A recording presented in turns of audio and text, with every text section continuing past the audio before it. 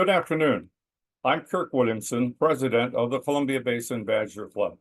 Welcome to today's Badger Forum. I think you would agree that this is a very timely Badger Forum. Badger Club's founding members wanted to provide a community forum for vigorous but civil discussion of important topics of the day. The Badger Club doesn't take a position on any issue or candidate, but our speakers and our members certainly do. Now it's my pleasure to introduce Shane Ettinger, a member of our Badger Club Program Committee, who will be your moderator for today's program. Shane? Well, thank you, Kirk. Good afternoon, everyone. Thanks so much for joining us here this afternoon. As Kurt mentioned, we do have a very timely Badger Club program today. As we find ourselves in the middle of this very important political cycle, we have invited two veteran political consultants, one Democrat and one Republican, to discuss their trade and the state of politics in America. Now, many contend that our political polarization stems from how our election campaigns are conducted. And we've asked our speakers to respond to questions like, do negative political campaign strategies really work? Do political consultants believe or suggest that our brains are hardwired to be liberal or conservative? And how are campaign consultants compensated? As well as, are there any established code of ethics for political campaign consultants? One of our guests today, Peter Graves, is a director at Axiom, a Seattle-based political consulting firm supporting Republican candidates at every level of electoral politics. He has been directly involved as a media and general consultant in 25 states. He was a recipient of the 2017 American Association of Political Consultants 40 Under 40 Award. He's a graduate of Western Washington University with a bachelor's in political science and a bachelor's in economics. Our other guest is Michael Charles. He is a managing partner of Upper Left Strategies. Michael is a seasoned political strategist with over 15 years of experience in the field. His journey began on the Obama 2008 campaign in Iowa. He's played a pivotal role in campaigns from local city councils to statewide and congressional races. He's a graduate of the University of Iowa with a degree in political science. Neither is directly involved with a current political campaign here in the Mid-Columbia. So without any further ado, let's get right to our program. It's been determined that Michael Charles will go first. Michael. Great. Thanks, everyone. And a special thank you to the Columbia Basin Badger Club. You guys are a class act. It's been a lot of fun getting this thing organized. And I'm just amazed. We do a lot of these that can be a mess from time to time. And you guys are far from that, the exact opposite, in fact. So just a big shout out to you all and your organization and all you're doing for Discourse here in the region. Like I was introduced by Shane, thank you. I am managing partner of Upper Left Strategies. We're a political consulting firm that started in 2018 here in Western Washington, in Seattle in particular. We started out our firm because in Washington State, as you can imagine, we don't have a deep bench of political consulting firms. We're not Washington, D.C. It's not really a thing a lot of people do out here, but there are political staffers, et cetera, and folks that kind of end up moving into that role. And that's kind of how I found my way into political consulting. It feels like there's only two ways to get into political consulting. You're either like a political staffer that like worked really high up and worked on campaigns and was able to just kind of start the business, or you kind of did it the way I did it, which was starting from the bottom, having no idea what I was doing, just hopping in, getting some friends to run for office, and finding out how to get them elected and going from there. I said I started out on the Obama 2008 campaign. I was a field organizer, very lowly staffer, but I did really catch the bug to do politics and get excited about it and interested in it. From that campaign, I moved out to Washington State after serving in Iowa. I was like, I'm not going to do politics. I'm not going to do campaigns anymore. I want to try something else out. I started working in city government at City of Seattle, and then I kind of was volunteering on a few campaigns, and it just got the bug again and decided to help work on a couple of city council races. And then after working on some city council races, I ended up working for the King County Executive. After leaving the King County Executive's office, I had some friends that wanted to run for office. I thought I could help them. We ended up getting a state senator and a state representative elected that year, both Democrats. We're excited. Neither one was supposed to win, so it was kind of unexpected. And I thought, hey, I could do this political consulting thing. And so ever since then, our firm has grown. We've worked on congressional races like Marilyn Strickland's race for Congress in the 10th, CD10 out here. We've also worked this year, we're working on several statewide races like the insurance commissioner race. We're working on the lieutenant governor's race. We're doing some outside work for the governor's race. We're doing working on one of the initiatives, the No on 2117 initiative. And we're also working on the attorney general's race with Nick Brown. And so I think some of the other part of this intro was I was asked to kind of give like a little bit of an update on the state of politics here in Washington State. So giving that context here, like I've seen over the last 6 years since I've been doing this work, what I believe has been still a hardening of political values out here, in that I think what we're seeing nationwide is a lot of polarization and a lot of people kind of locking themselves into one camp or the other, and truly like what used to be an independent vote is dwindling, in my opinion.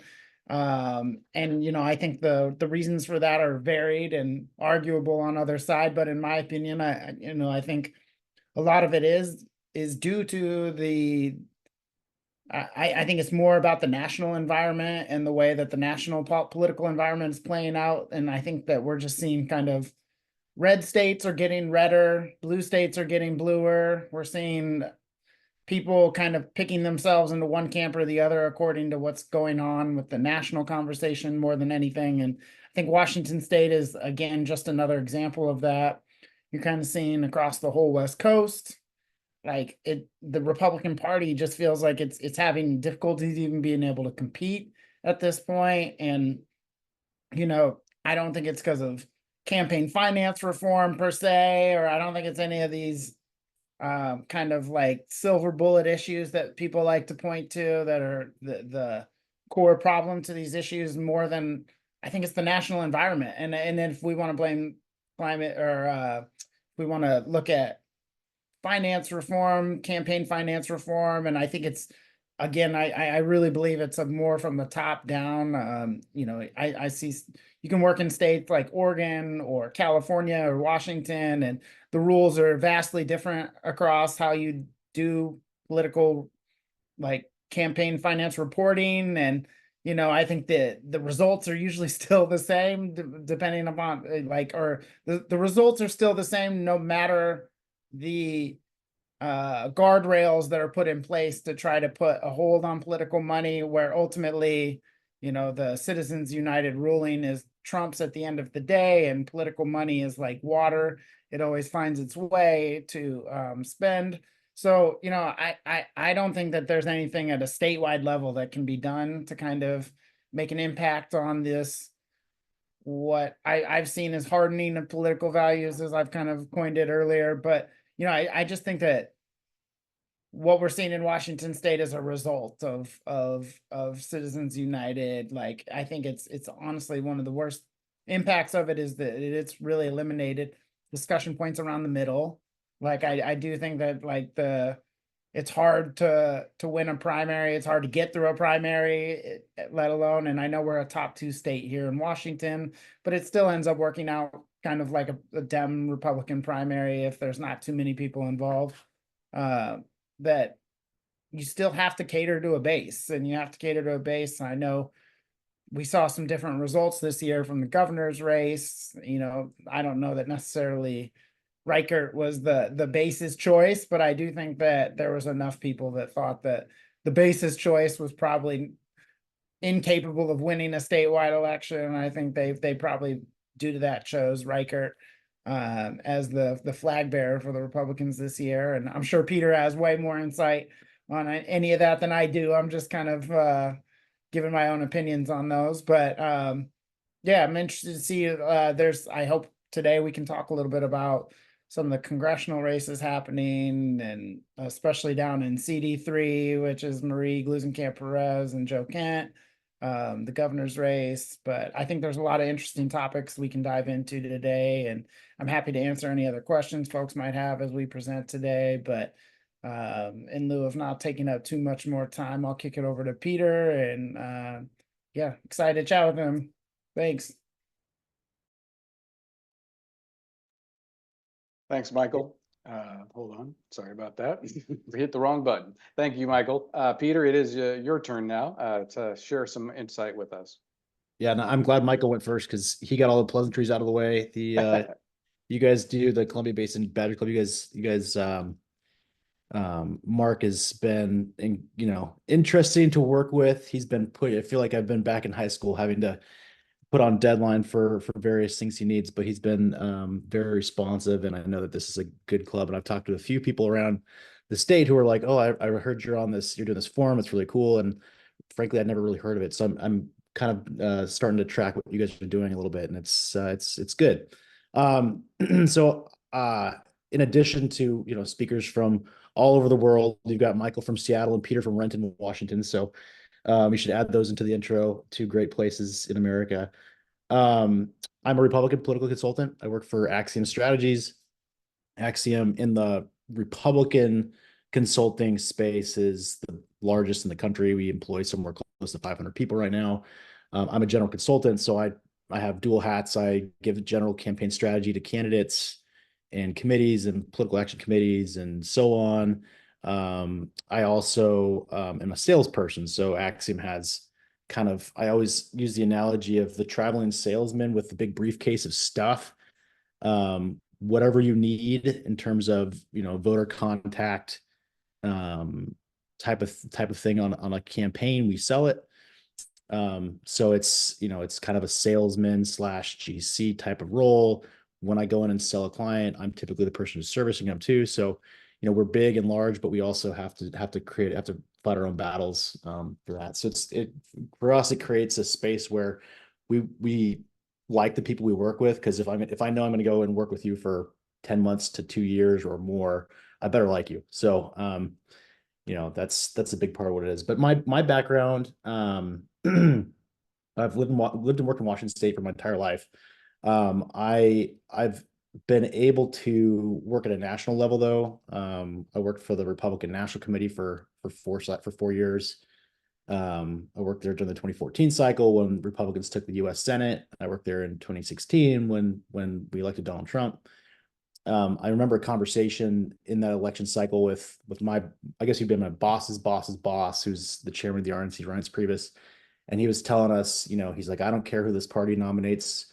We're gonna do the blocking and tackling required to elect anybody as the next president of the United States. And it was pretty surreal to see that happen with Donald Trump at the time. I'll hold my thoughts about him for later if you ask. But after that point, it was kind of decision time. Do I want to go to DC? Do I want to stay in Seattle?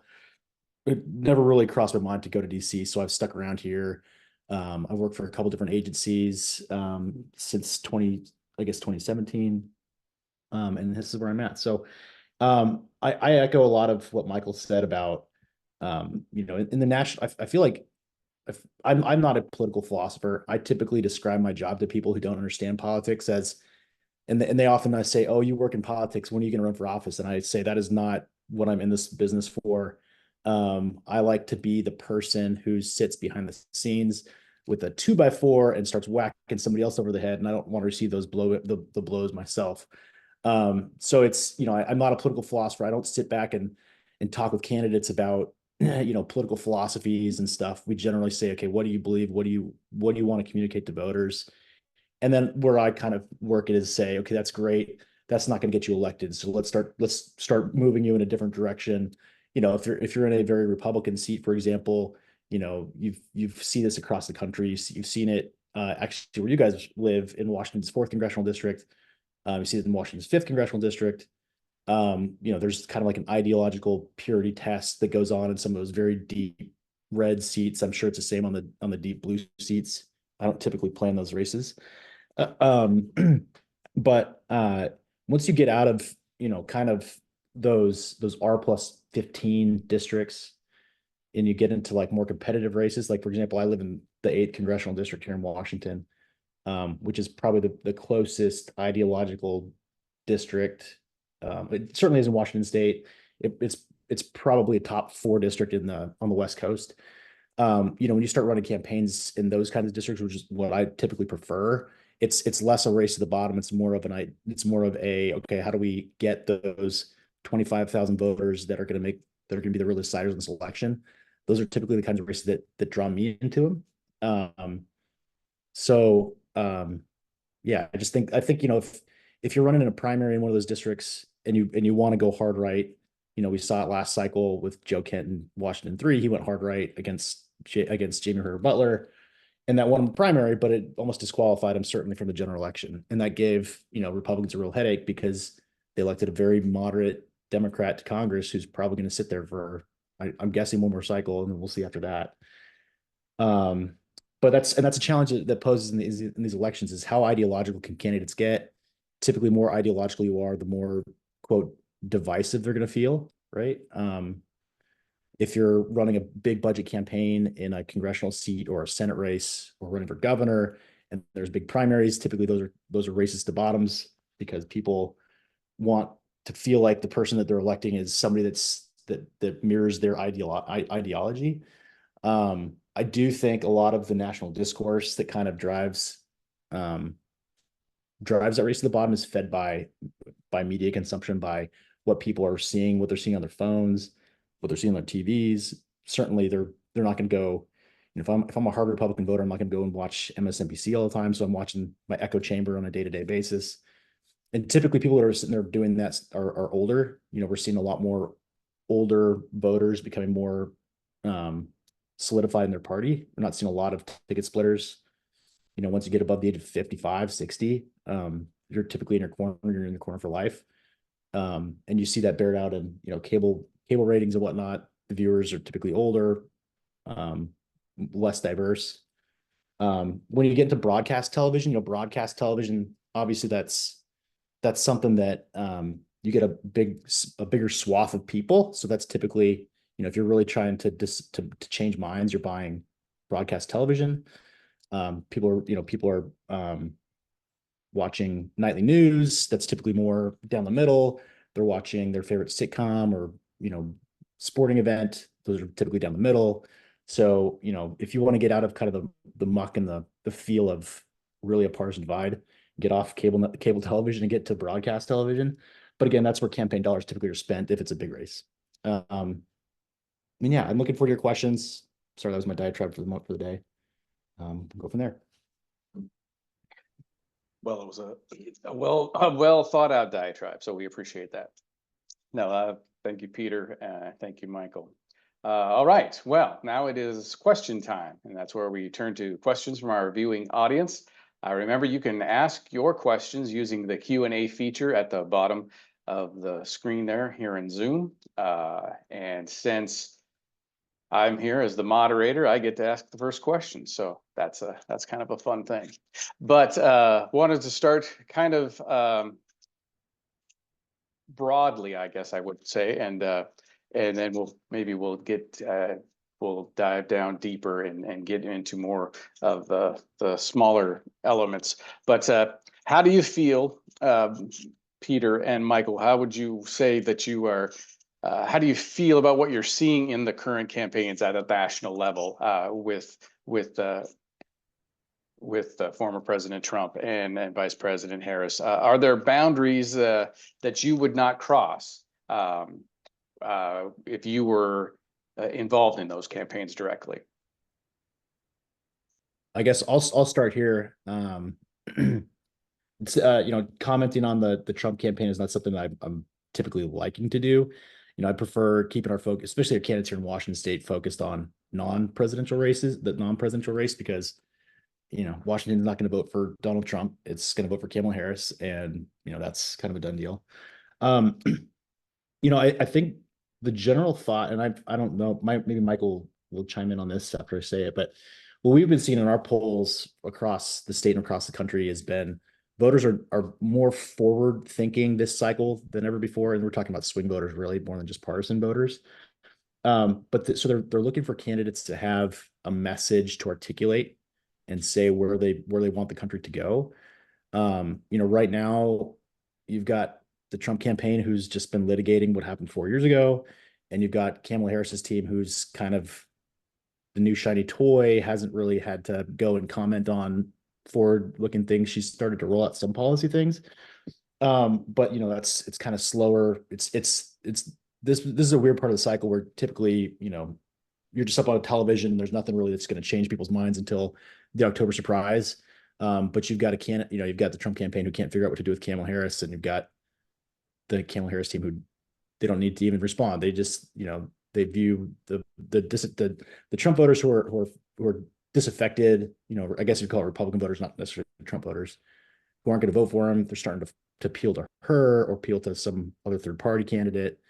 But I think in the next 30 days, 40 days, we're going to start seeing a lot more convergent of choices. People are going to, it's not going to be a 4 or 5 point win either way. Either way, it's still going to be a very close election. But I think what we're looking forward to, though, is, what the October surprise is on both sides. I think people are trying to find what that is.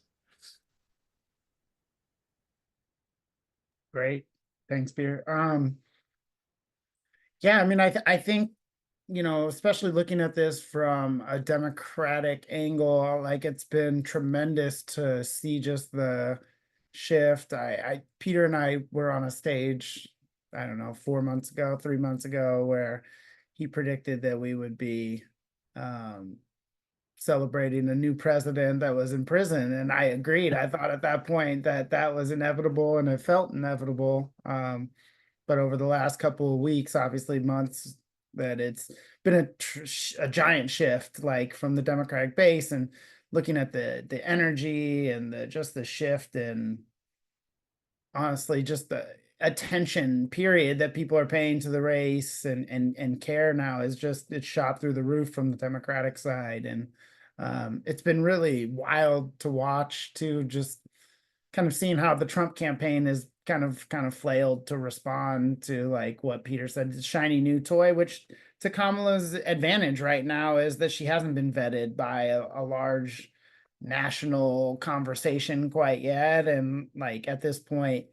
it's to her advantage, right? Like we have one guy who's a known entity. Like there's not very many people who are undecided on Trump, but there are a lot of people who are undecided on Kamala. And I think that what we're seeing is there a tremendous amount of interest. There's a tremendous amount of like Kamala's leading in Google searches and all these things that used to be Trump's bread and butter as kind of the celebrity candidate, as sort of the person of always driving the media cycles one by one. I think what we're seeing is kind of a reaction to that. And, frankly, what's become weirdly in campaigns, especially national campaigns, kind of like this online celebrity game of some sort, like who's getting online and being a part of that kind of like world. Like it's weird how much that kind of impacts a lot of the conversation media wise going on right now. But I think from a standpoint as a Democrat, you have to be excited that it no longer feels inevitable that there'll be a loss. I think that there's a cautious optimism within the operative side of the party, in that we've been here before. We've seen 4 years ago what happens if you do let your guard down.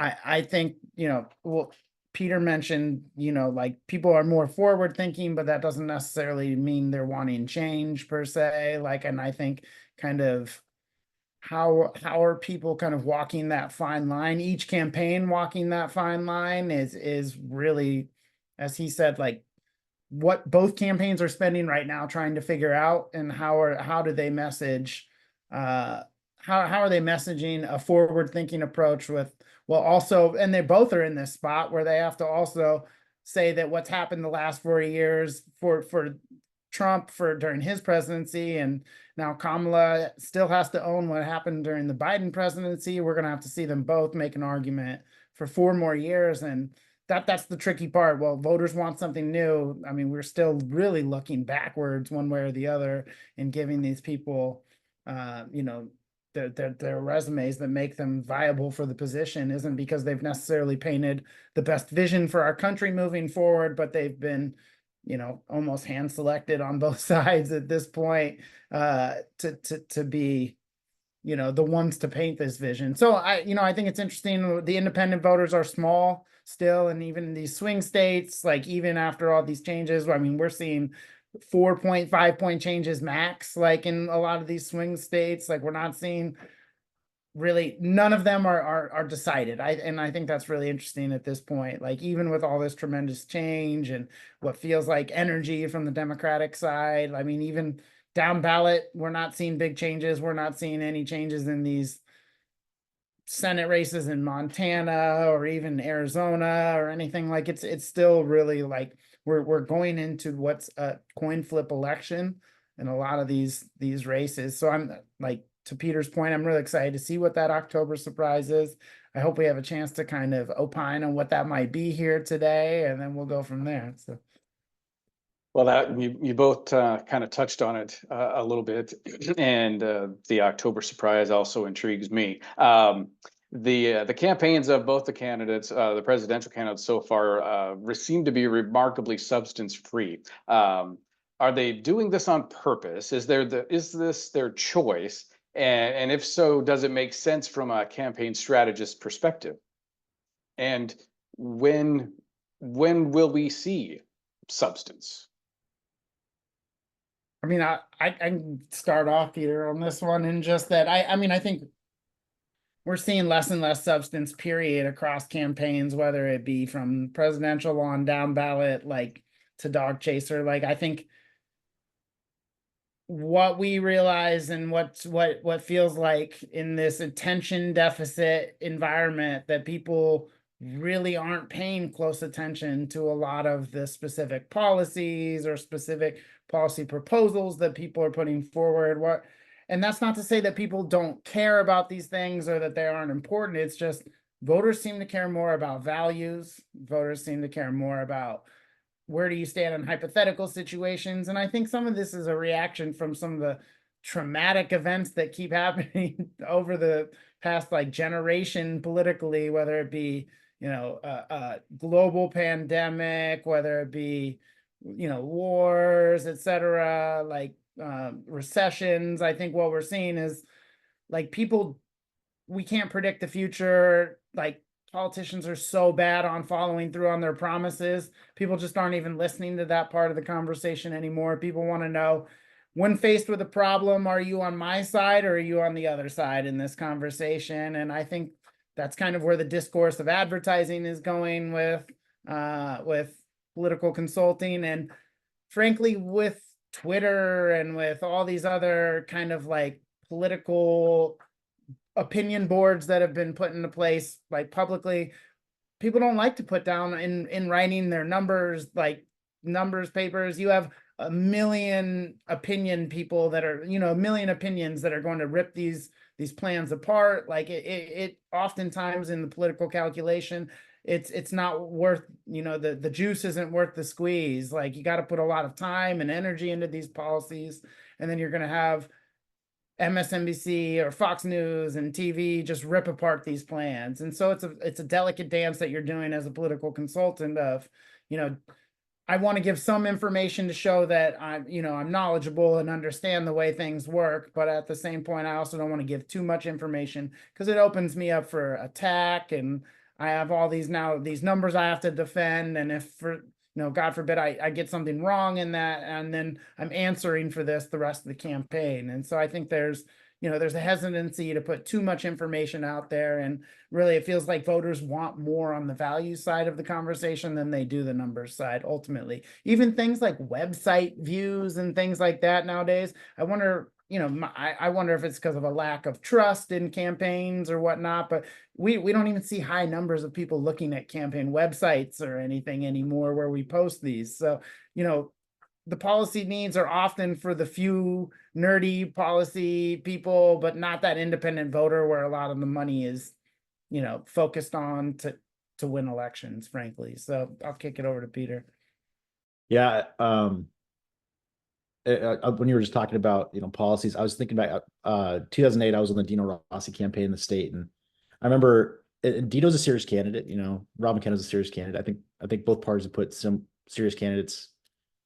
I reserve our candidate for 2020 is maybe the one unserious candidate, but Dino Rossi in 08 unrolled. There was the discussion in Seattle about what they were going to do to replace the viaduct, and he rolled out the plan, which was to dig a tunnel through Seattle. And I remember the time it was this big rollout, and he got absolutely butchered by both the Gregoire campaign, by the Seattle Times, by any kind of any news organization. They're like, this is the most unfeasible way. It's so expensive.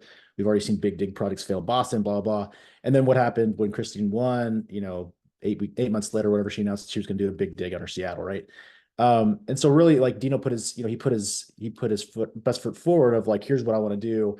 And then all he did was get completely butchered by everybody who had a voice in the conversation to ultimately have his, his position put there. Maybe the Gregoire campaign was already going to, or Gregoire was already going to do that as governor, but it's just funny. It's like, you want to be a serious, thoughtful candidate.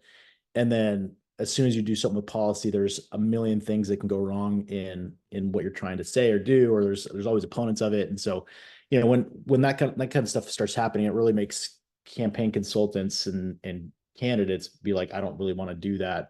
I'd rather win first and then go put my neck in line for some of this stuff. But at the presidential level, right now it's August, and the big thing they're talking about is debate rules, and are they going to have debates? And that's just nauseating political nonsense that DC political class wants to talk about. It's you don't see that so much like at the local level. Somewhat, I guess, like there's some statewide campaigns in the state that are having some of the similar issues, but it's kind of all it is. You're in August and nobody really cares. Everybody's on vacation. Kids are going back to school now, so that stuff starts to come more into focus. But yeah, I mean, I counsel candidates and I say, if you're running for like a legislative office, so state legislature, county council, city council, whatever, Congress, Senate, it's 85% of the goal is for people to know and like you, and 15% is on the issues or on not on the issues, on like policy. Whereas if you're running for executive office, you typically flip it. Should be like 60% is knowing like you, and 40% is the issues. But it's just kind of this weird spot where it just seems to be more of people need to know and like you.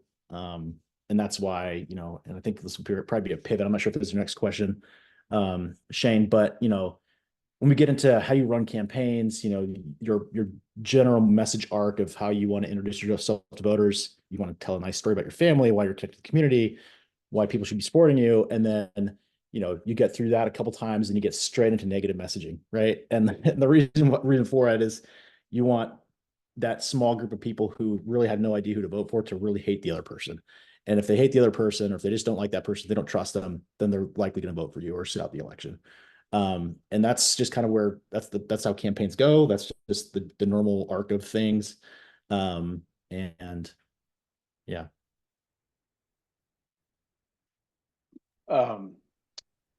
You kind of touched on it there, Peter. The average voter, when you look at the average voter, are they voting on feelings or are they voting on policies? Mm-hmm. I mean, I think the average voter is voting on ideology, right? So you're like, whether like somebody likes to say, oh, I'm not a Republican or a Democrat, I just vote for the person. That doesn't really, those people are fewer and fewer, as Michael pointed out. I do think people need to know and feel like the candidate that they're going to be supporting, if they were going to flip parties, for example, is somebody who's connected to the community, is going to do the right thing. So if you're a Republican candidate running in a D+ seat, you really need to you need to connect with voters in a way that they know you're not a bad guy. You're not just going to go and support Speaker Johnson and support Donald Trump policies. They need to know like you're going to actually fight for them and have good constituent services and feel like that civic commitment. Like that's probably how you win. That's how you're looking like in Maryland right now, in a state that is going to probably go for Kamala Harris by 25 points. But the Senate race, Larry Hogan is neck and neck right now. And I think he's got the inside shot to win as a Republican in Maryland. That's a great candidate who's putting policies before politics. But then you look at a place like Arizona, which is, I would still say it's not as ruby as it was. It's definitely more of a purplish state, but the Senate candidate there is only talking about immigration, pro-Trump policies in a state that Trump is underwater on his image. And I thought I saw a poll this morning that she was down 15 points. Believe it or not, I don't know if I believe that she's down 15, but man, like, that's a race that should be neck and neck the entire way. You look in, Washington 4, for example, the fight between Dan Newhouse and Jared Sessler. Jared Sessler's, he's very pro-Trump. He wants to talk about that. He wants to solidify Republican voters against somebody like Dan Newhouse, who has won several elections, against Republicans in a general election, where he's saying, who I am. I show up to your things. I do the right work. I help our community. I help trade, which helps our farmers. I help with water issues. And, that's typically his way to win. That's how he's getting some of these Democrats who have nowhere to go. He's showing them, hey, I show up, I'll do the work. Me, I'm not a bad guy. So in that regard, it's that. But I think the answer to just the overall question, I think it's really depends on the district, depends on the dynamics locally. And the candidates, I think candidates matter more now than any time before. Michael, your thoughts? Yeah, and I agree with all the things that Peter says, but in addition to, I would just add a few points in that, like, I tend to believe that voters are mostly feelings voters in general. And, I think because, a lot of things can impact campaigns that have nothing to do with advertising or anything else going on. Like, I've seen studies that show that whatever team wins the World Series, the independents tend to vote in that one direction or the other. Like, it's just, there's really unpredictable things involved. And I think, especially for the average voter that's not paying attention directly to this, it's, am I mad and do I want change, or am I happy and I want to keep things the same, or kind of the feelings I think most average voters vote on. And to me, people tend to lean almost, I would say 90% that way in feelings. I think that folks that are interested in policy are few and far between. I think folks that can tell you anything like deeper than who is their congressional representative and maybe their two senators, like is probably under like 25% of voters. And then I think it's just, we're in a low information environment. People tend to be trusting in their politicians. That's why people hate Congress, but they keep putting all their congressional representatives because they like to think it's everybody else but their guy that's the one, or their lady, whichever one you prefer. So I just think in general, feelings are what people are really voting on. Very good. Question from someone in the audience today. As fewer baby boomers are able to vote, what are candidates doing to reach millennials and Gen Z? Because it's certainly not, I mean, it's a wide audience out there. So you have to try to get to all of them. What are some of the things that we're seeing differently in these campaigns that we haven't maybe seen in the past? Well, Republicans haven't done a good job, I think, historically of convincing young voters to vote for them. But they also vote at such terrible levels that it's not really something that's been a priority. I think that Michael's gonna have a vastly different answer because Democrats, especially in presidential elections, that's a huge part of their electoral success. But I mean, just how you reach those voters, depends if most. I think I can't remember the study on it, but it's like people under the age of 30 are more likely to move in the next 18 months than any other age bracket. And so, you're talking very transient people, whether they're just trying to establish where they're going to live long term or just finding jobs to get them to where they're going to be for a career. And so that typically lends itself to moving around and not being connected to one area for a long time. When you're trying to reach them on a voter contact basis, it's typically digital is your first foot forward. You can always, there's super crazy ways to be able to reach an individual to say, I want to advertise to Peter, but not his wife, on digital platforms. And so I think that's a huge part of it. You've got emerging platforms like TikTok and stuff that seem to have really engaged young voters. And I've seen this cycle a lot more politicians using that platform than ever before. And but that's typically how you do it.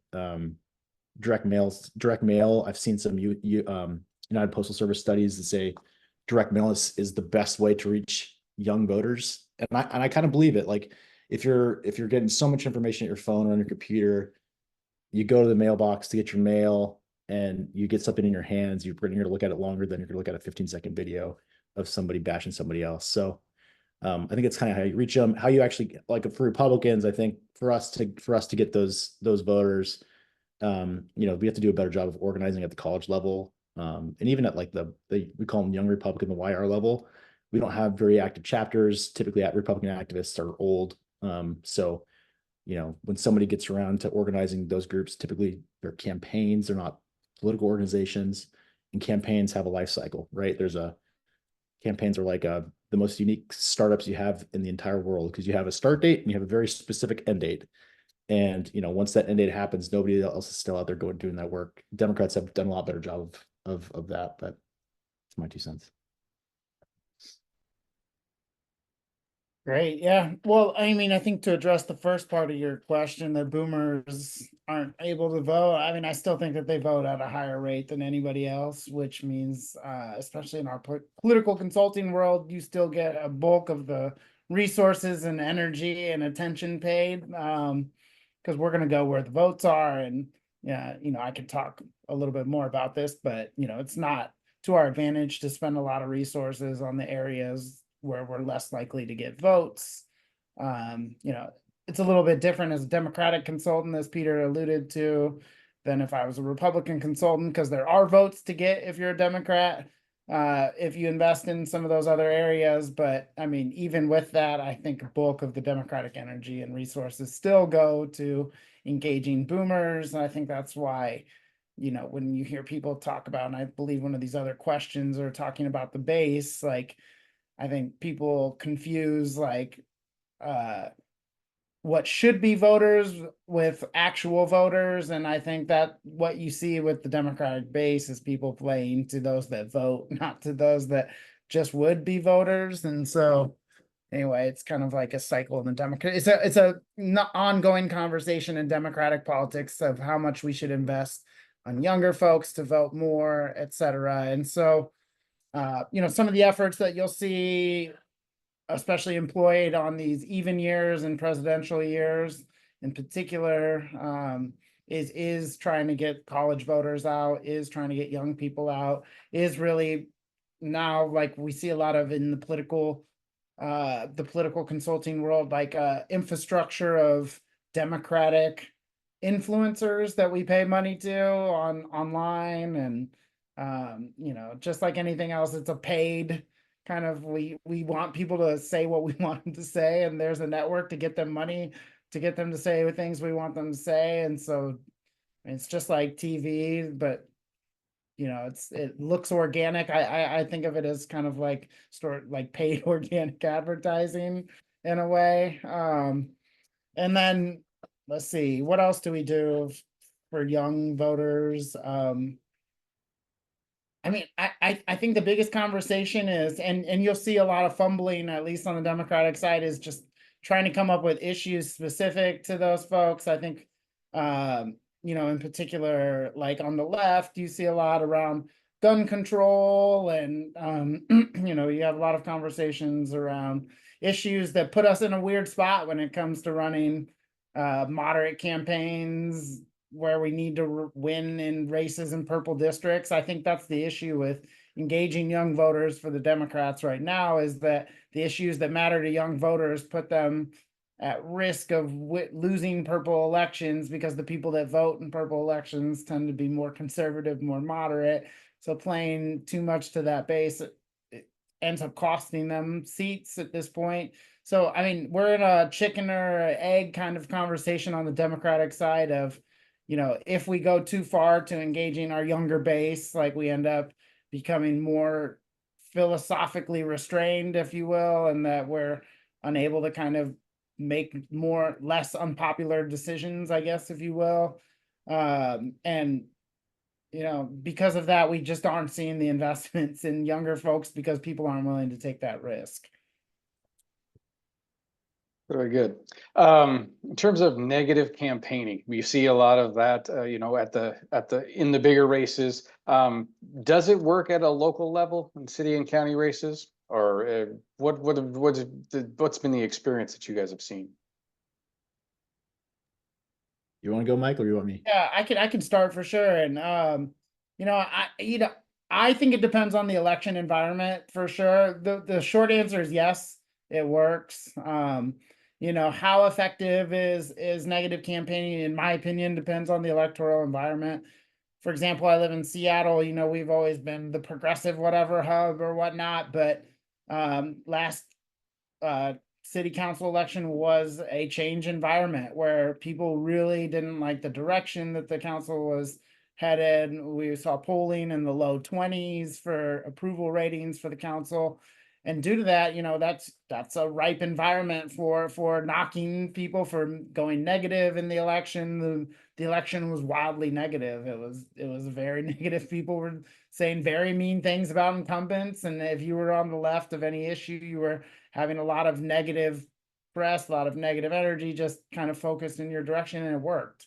If it works kind of in a two-sided way, it helps lower turnout. Like if that's a goal of yours for whatever reason, it'll help in that regard. And in the second, it helps with framing the opponent's messaging. I think Peter alluded to this a little bit earlier, the idea of if I can set somebody up with a negative for you to have to counteract, you have to do two things. You have to be positive and you have to counteract this negative. And it ends up costing a lot of money to fight negative campaigning as well. So if you're trying to drain resources, requiring your opponent to answer to something, there's a lot of advantages to going negative that aren't necessarily just I'm calling you a bad name, like I don't want to like you. There's also that other side of I need you to respond to this thing that's negative about you. Like, what's your answer to this tough question? And so, like, I think a lot of negative campaigning has a lot of negative rap, and some of it's good reason. Like, campaigning can be nasty. People can take ugly, unnecessary shots, but a lot of negative campaigning can be subtly done and is just a smart way to get questions out into the discourse. Like if we can't get them, especially as we see a media kind of like deserts these days where there's less journalism happening with people asking tough questions, like it's incumbent upon campaigns to ask tough questions, and it's probably not the most classy way that you would maybe ask that other opponent, but it is a way to engage a conversation that we otherwise wouldn't have. So I'll kick it to Peter. I know like it's kind of interesting topic amongst consultants. Yeah, I typically, it's funny, I have to often stop myself because my first instincts are to go negative on races, especially if you're behind. Like the easiest way to claw forward obviously is just building name ID and then just throwing negatives around your opponents. That's why you get there. But I think that yes, negative campaigning works. It's proven it's time and time again. If you go back and run polls in audiences and say what was the reason why you decided to vote for this candidate over the other candidate, it's typically something the first thing you're going to say is something negative about the other candidate. So it's the most memorable stuff. People don't remember that Peter's got a dog and 3 kids. They remember that he voted to raise taxes or whatever. And so when it hits people's personal pocketbooks, that's typically a good hit. You see that in poll after poll.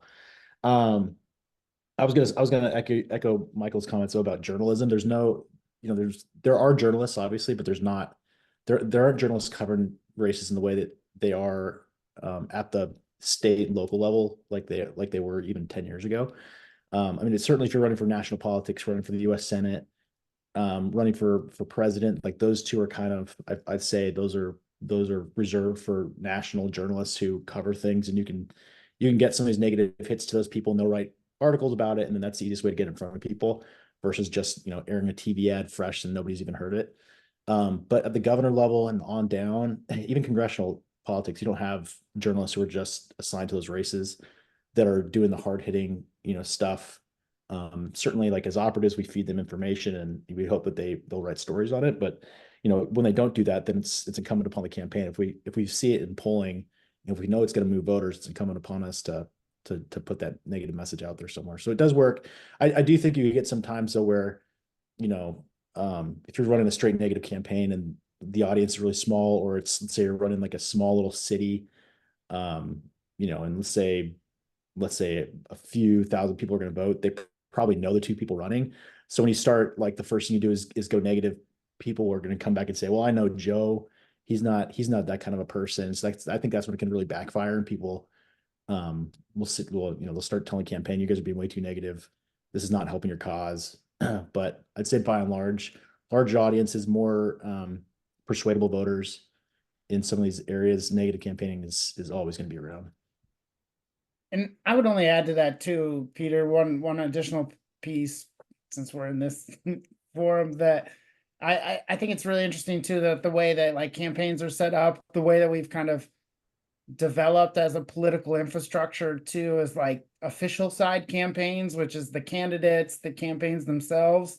Like, it's a bigger decision about going negative. I think there's a lot more attachment to deciding whether or not to go negative. But if you're an independent expenditure, or like a lot of these, some people call them dark money PACs or whatever, political action committees, like that's your role. Like you're in there to go negative. Typically that's why you have outside money involved. Like if I'm working on a political action committee, I understand that's my role in that environment, is to go negative, because oftentimes you'll want that outside money to do the more negative campaigning rather than the official campaign. So just kind of as we're thinking through like nuts and bolts of campaign consulting, I think that's kind of how it's set up too, is that there is a entire like part of the industry that's what it's for, is to be negative campaigners. Yeah.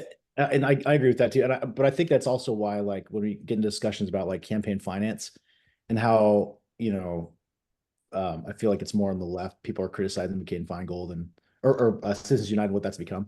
But if we were in an environment where campaigns could take unlimited from any source and they didn't need PACs, I think you'd have a little bit more. You'd have a lot less of a race to the bottom than you currently have. So, if they were serious about trying to get rid of just nasty politics, I think that would probably be the easiest way of doing it. Because if a candidate has to be up in front of a TV ad and say, I'm Peter Graves, I support this message, and then just say a bunch of terrible things about the other person, it really makes that person consider, do I want my name attached to this ad? So Yeah. Yep. When you look at the state of Washington, is the East-West divide getting worse, or what's your perspectives on that? Yeah, I mean, go ahead. Yeah, I think in a short, like, I'm a Democrat, like I'm in favor of like democratic policies, obviously, but I even like sometimes pause and hit the brakes when I'm like, there might be a Democratic supermajority. Like it feels like that feels, I don't know, just feels like it's overwhelming. It doesn't feel like that there's a lot of democracy happening at that point. Maybe I'm out of touch with that kind of, like that opinion, but I think that the point of democracy is to have even those folks that are in underserved communities still have a voice. And I think as we look at the rural urban divide in Washington state, we see the lack of resources going to rural communities. Like I think that's a problem, and I think that's a problem that's being exacerbated when we start to see a Democratic supermajority in the state. And that the way that you're rewarded politically is for bringing money back to your districts. If your districts are all where people live are all urban in Western Washington, and that's where we keep delivering all the money, I think it's a problem, like, frankly. And I think there needs to be a lot of intentionality around how are we still making sure that we're getting resources to communities that need it, even if they're not 100% in line with the Democratic supermajority that could possibly be in place. Yeah, I mean, I if you look at it, like places like King County are getting more blue. But oddly enough, like Pierce County is getting more Republican. Snohomish County is kind of trending Republican, although it's still, I definitely call it blue. Eastern Washington counties, they are as red as they've ever been. They're certainly nothing's really changed in those. You get some cyclical stuff like in Spokane and Whitman counties, kind of the blue like county. If Kamala Harris wins, they'll probably carry Whitman County. Um, but what I look at is it's less that, it's more how do Republicans counter what's going on in Seattle and King County? And it's, you look at voter turnout, and voter turnout in King County this year is probably going to be 86%. And Central Eastern Washington are going to turn out at 74%. And if they have the same population, that's your difference. That's your ballgame, right? So you have people who are frustrated out in the east, out where you guys all are, because they feel like their voice isn't being heard. But then they go to the grocery store and talk to 10 people, and chances are 2 of them didn't vote. And then those people are complaining about the state of politics, and they feel like they can never win. That's why they don't vote. And it's just this whole terrible little cycle that people have kind of put themselves into. They complain about something, but then they don't go do anything about it. So I think you get that. But then, if you look at some of the other states, like Oregon, especially Eastern Oregon, those counties are starting to talk about wanting to secede. And that's certainly a very weird fringe movement. But that's kind of what it puts people into. If they feel like, Democrats have a supermajority in Olympia or in Salem, and nothing's happening, they get more and more frustrated. They decide to do stuff like that. And so I don't think it's super productive. Certainly Eastern Washington does, or Central Washington more than Eastern Washington does have a record of voting for Democrats, right? Like, so Kim Schreier represents, 5 counties in Central Washington. I can't remember if the third now spans across the Cascades. I don't think it does. But you have some very rural areas there that kind of mirror Eastern Washington. And so like you get some pockets where, if a candidate is a good candidate, people will vote on the fringe, will vote on the margins for the other side. But our party hasn't really done a good job out here locally of making the case that if you always historically vote for Democrats, maybe you should give us a try. And maybe this is going to happen this cycle. If Democrats continue to add more seats, you're going to see, you can see the pendulum really swing. But for now, it's just a complaining point. And I just tell people all the time, just vote, tell your neighbors to vote. That'll change things really, really quickly. We only have a couple of minutes left. Wanted to ask, have either of you had a candidate that was tough to work with? And how did you handle that situation? Yep. I'm not sure I want to point fingers at specific people, but yeah, I mean, it's just like, how do you manage anybody in your workspace, right? It's different if it's an employee of yours versus somebody who is paying a contract to you, because you have to be sensitive to whatever their issues are. And I typically, the way I run campaigns, I typically am pushing people. And so like if somebody's being very hard to work with, I will push back pretty hard. And so, if I feel like if there's not enough give there, I'm going to lose the campaign or lose the contract because of it, then you got to restart and think about, how do you avoid that situation? But for the most part, I'm 40 years old. I'm not in this thing to just go and lose my hair and turn gray really fast. So like if I know that you're going to be a tough person to work with, I know that from the start. And if I choose to work with this candidate, then that's on me. It's my job to figure it out. But otherwise, I sign up for the gig. I got to figure it out. And I would just say that I think 98% of them are a pain in the ass and I only say 98% because my wife is one of my clients, and so perfect. So, but I would throw out there, I mean, candidate works, it's hard. Like, I've never met a candidate that doesn't love seeing their name on paper and it written over and over and over. And with that comes a certain sets of obligations and ego, and you have to manage that. And a big part of it is reminding folks why they're there, and like, it's, even though it's about them, it's not all about them. And it's it's managing somebody who loves themselves enough to be in front of the public and tell them, trust me to make all the decisions on your behalf. Like it's going to be difficult to work with people like that in general. And not to pat ourselves on the back too much, but I think that like we take on a lot, responding to people at all hours of the day and night, and questions that are all across the board. And because of that, it can be a challenging profession at times. But that's just one aspect of the political consulting world. We'd love to answer questions in the future about all the other sides of it too. But yeah, thanks for having us today. I know I've really appreciated having the opportunity to have a conversation with everybody. Yes, definitely. We are coming up at the end of our time. Peter and Michael, thank you so much for the conversation. It has been very insightful.